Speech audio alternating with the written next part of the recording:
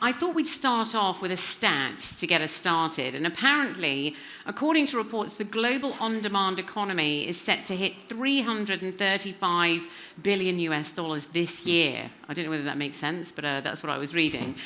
So I wanted to start off with the current overview of the on-demand economy, of where you're both operating. What exactly are you both seeing right now, and where exactly do you think the market's heading? Simon, why don't you go ahead? Yeah. Thank you. So I think the market is heading to 10-minute delivery of everything. Mm-hmm. In Latin America, we're already doing 10-minute delivery of groceries and restaurant delivery. We're the first company that started doing 10-minute delivery of McDonald's orders and restaurant orders, hot meals. And then in India and other emerging markets, we're seeing general merchandising delivered in under 10 minutes. And this is a reality. It's not 10 minutes that are really 15. Our average delivery time is 10.4 minutes across all Latin America, and we deliver more than 20 million orders under 7 minutes. And when you deliver in under 7 minutes, it's a magical experience. That's a lot of pressure as well, my goodness. 7 minutes is phenomenal. Yeah, amazing. Yeah, tell us your perspective in terms of where you operate in the on-demand economy. So I think we really underestimate how big the on-demand economy can get. You say 335 billion. Not sure what's included in that, but I do know that it is constrained. If you think about, especially in the States where I'm from, if you think about what our on-demand economy looks like, it's pretty bleak. You have DoorDash, you can get something in 30 minutes, 45 minutes, but you're paying a $10 premium. So a lot of these on-demand experiences are a luxury. And it means that you're using it as a treat, or maybe like, oh, it's just one thing that I get on demand. I get everything else on Amazon.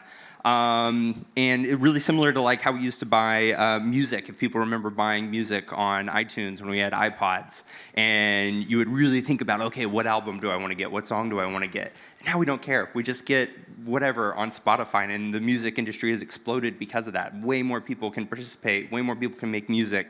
Way more people consuming music of all different varieties. And I think as we continue to get more and more stuff into that on-demand economy, the sky's the limit. I think everything, like Simon was saying, everything will be on demand. Wow. Well, both of you are true innovators in this sector. You really are, and it's so impressive to hear about what both of you are doing. So I wanted to get into that a little bit more. So Simon, Rappi is a Latin American super app. You're headquartered over in Colombia. You've got offices in Sao Paulo, Mexico City. So tell us a little bit more about Rappi, how you've transformed this into a super app, and how have you managed consistency as well, and staying ahead of competition essentially at the end of the day? Yeah, I think, Laura, it's all about speed. Like when we started that 10-minute delivery grocery business, people used to ask us, why do you need to do 10 minutes? And like 15, 20 is good enough. But when you start getting things in 10 minutes, you don't want to wait for 15. And that bet was a very bold bet at a moment in time when in Europe and the States, all of these companies were not working at all. But we kept investing, and we showed the world that you can do it in a profitable way. And I think, to your point, in emerging markets, you can have grocery delivery for free in under 10 minutes. And our use cases are pretty cool. No? You're sitting down to have breakfast, you forgot your avocado, and you can actually order your avocado before having breakfast, and it gets there in 6 minutes. So I think understanding what you can do in emerging markets have been a big advantage for us. We compete with Uber Eats, and other guys are amazing companies, but they are not willing to actually build the infrastructure in emerging markets. We've built more than 220 micro warehouses, and that enables us to do what we do. I talked to someone who's using Simon's service a few months ago, and he said he pours his cereal, then orders the milk. And I thought that's the perfect way to describe what living that world is like. I mean, that is absolutely phenomenal. So it's all based around these micro warehousing. So it's easy access and scooters and things, I imagine, and things like that. I mean, it's amazing. I mean, what are we going to think of next? we're going to press a button and suddenly it's going to appear. But that's maybe the next thing that we move on to here, you see. Because Garrett, PipeDream, the first ever underground autonomous robot delivery system centered around this underground rail system for customers. Tell us more.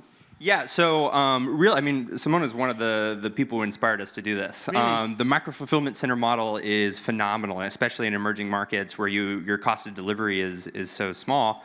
You can create these phenomenal experiences. And so for us, it was like, how do we get other countries also on this model? And in order to do that, it means that we're going to have centralized warehouses in cities. It was our philosophy. And if you can centralize warehouses in cities, it means that your cost basis for picking that in that micro-fulfillment center is lower, but it also means that you can start adding more and more and more and more to that. In the same way that Amazon has a warehouse that sits outside a city and has 100, 200,000 SKUs sitting there, you could do the same, but through that underground network. Our robots go 100 miles an hour through these underground pipes. It means that you can have something in that warehouse and get out to what is essentially a really small fulfillment center in a city in under 3 minutes.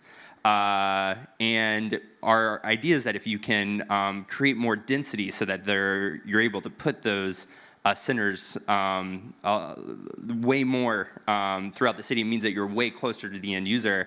And so there's a bunch of tricks you have to do to try to get to the same cost model that Rappi has. But I think it's 100% viable in the States. It's phenomenal. And then is it based around the concept of smart cities, though, or is this to be sort of implemented and adapted into sort of normal cities? Yeah, so it was really important to us that it was able to retrofit into just normal cities, any city. So that's why we used just standard underground utility pipe. So this is the pipe that we have underneath our feet right now. Wow. And using the same construction methods that you use to put in that pipe. And so everything is very similar to how you put in new pipe in cities today.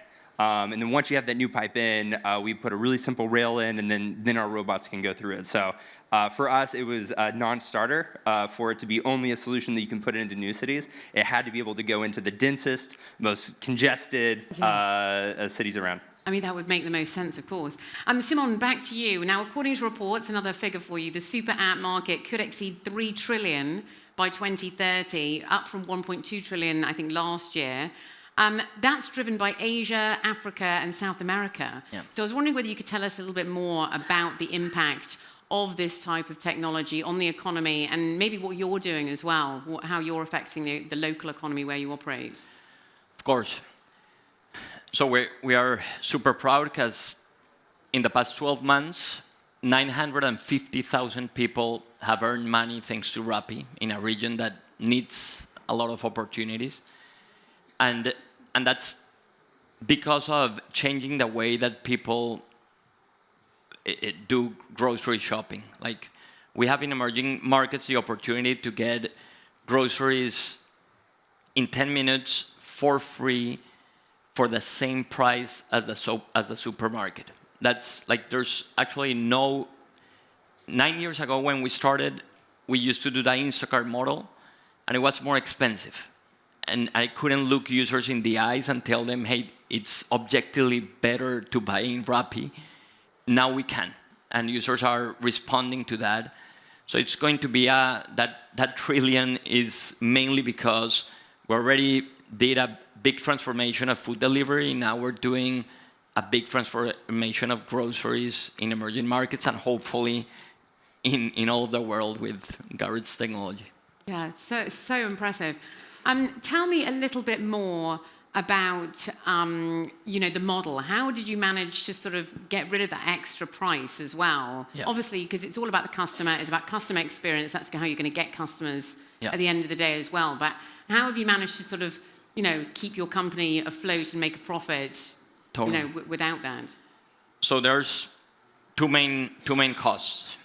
Number one, delivery costs. In Latin America, the fastest way to deliver an order, it's also the cheapest way to deliver an order. In first world countries, you need to batch 5 orders in a little truck and deliver.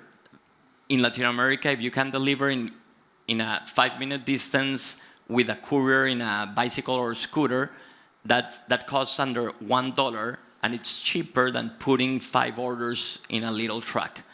So that's very very cheap in our markets. And then there's the back-end logistics, where for you to be able to have a very small dark store, you need to be able to deliver 6 SKUs at a time versus a big box. No? And via AI, we can now understand how many specific SKUs of shampoos we're going to get sold the next day, and then you deliver only those to the dark stores and be able to have that efficiency. So interesting. Tell us a little bit more about the autonomous vehicles market as well, and that approach to the economy, and what it's going to do for the economy when everything becomes a bit more mainstream. Yeah, I think a lot of that we can already see in Latin America and in India, and even here in Dubai with Kareem and Noon. It has a dramatic effect on the economy. And the reason that we started PipeDream is we really saw this chance to actually take delivery one more step.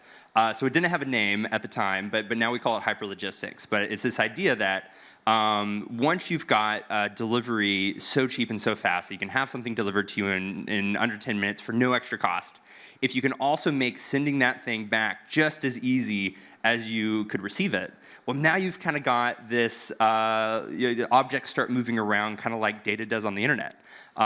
Instead of, back to the iTunes analogy, instead of buying each individual song and putting them in a library and playing those songs, that's how we use like Amazon today, right? You buy each individual item, you store them in your home, and when you need them, you go and grab them.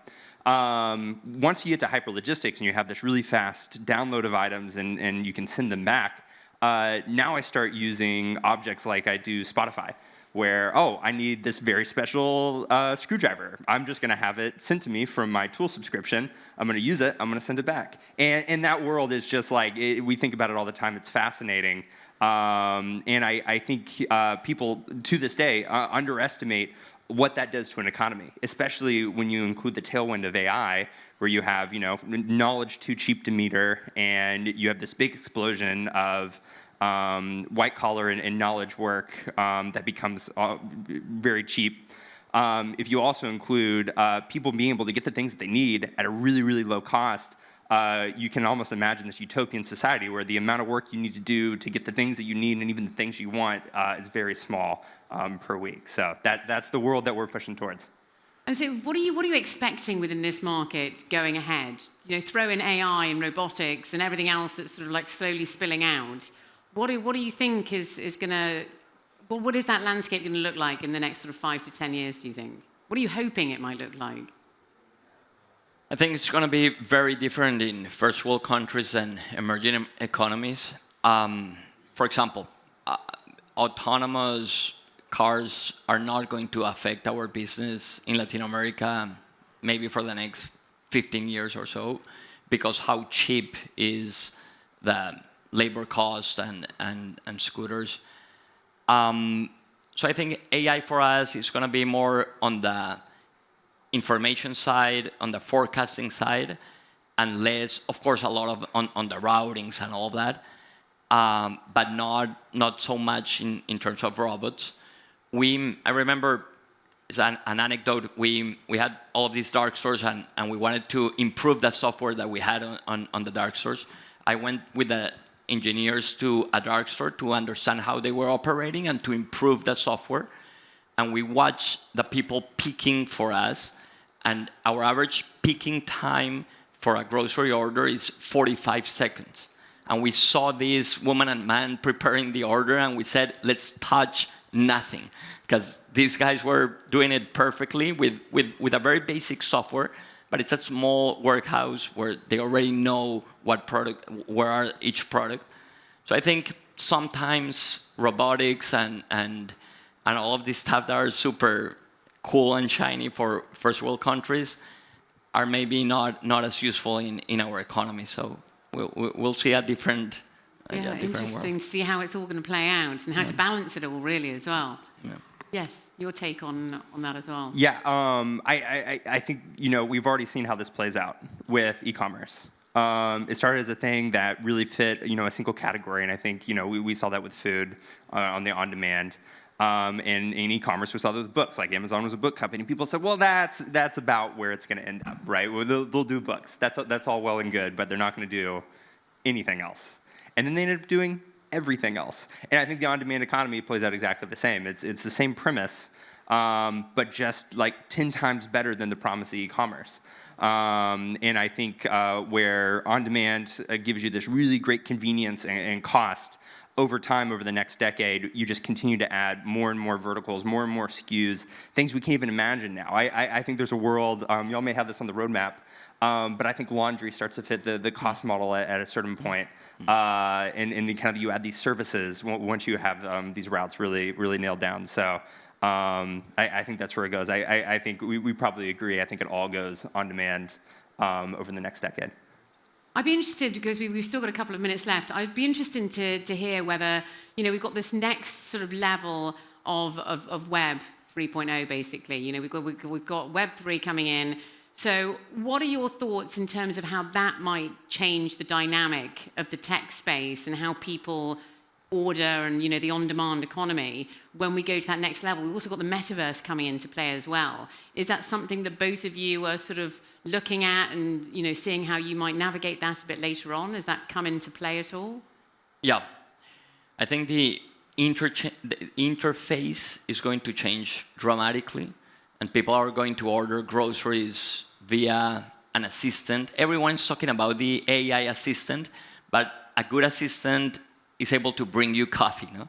So these type of companies have an advantage because we already have the data of everything you consume. We have these like network of couriers and stores and shops all connected to be able to serve you better. So the interface is going to be maybe voice, maybe type of virtual assistant, but then you need all of these networks to be able to fulfill the orders, and well, that's where we hopefully can help. It's the sort of style of ordering and how you order it is basically going to change going forward. Yeah. Interesting. A couple of minutes left, so I would love for you to maybe give our audience sort of a key takeaway. What would you like our audience to go away with today? What would you say the key messaging is when it comes to the on-demand economy? Why don't you go first, Garrett? Yeah, I think especially in the UAE, in Latin America, and India, there's never been a better time to invest or build a business in the on-demand economy.